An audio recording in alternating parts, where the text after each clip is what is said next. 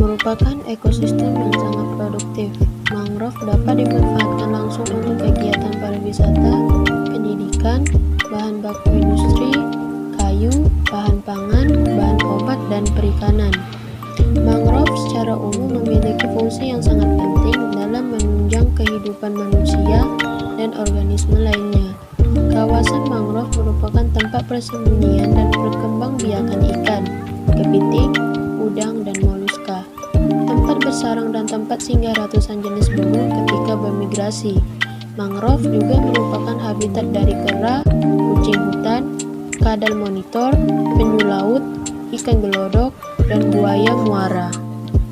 Ekosistem mangrove potensial sebagai sumber belajar yang kontekstual. Pembelajaran yang dapat dilakukan pada kawasan ini yaitu praktikum lapangan. Habitat mangrove dapat berperan penting dalam program pendidikan, rekreasi, konservasi, dan penelitian. Menjadikan ekosistem mangrove sebagai tempat belajar secara langsung mampu menumbuhkan rasa keikutsertaan kita dalam menjaga cagar alam, Swaka Marga Satwa, Taman Nasional, maupun cagar biosfer. Mangrove mengurangi karbon di atmosfer atau CO2 melalui proses fotosintesis dan menyimpannya dalam jaringan tumbuhan. Proses reduksi CO2 yang terjadi pada ekosistem mangrove memiliki peran penting dalam mitigasi perubahan iklim akibat pemanasan global. Mangrove mampu mereduksi CO2 melalui mekanisme sekuestrasi, yaitu penyerapan karbon dari atmosfer dan penyimpanannya dalam beberapa kompartemen tumbuhan, serasa, dan materi organik tanah lainnya. Tanah pada ekosistem mangrove juga kaya mikroorganisme. Sesendok teh lumpur mangrove mengandung lebih dari 10 juta bakteri, lebih kaya dari lumpur manapun. Bakteri ini membantu penguraian serasa daun dan bahan organik lainnya.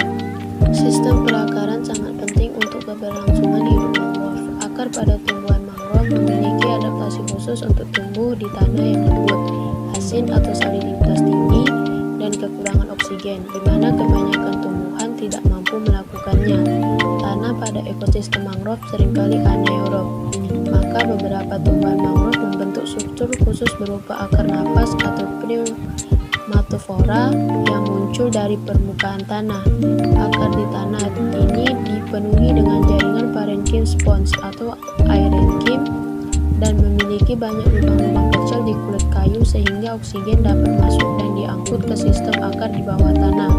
Akar ini juga berfungsi sebagai struktur penyokong pohon di tanah lumpur yang lembut.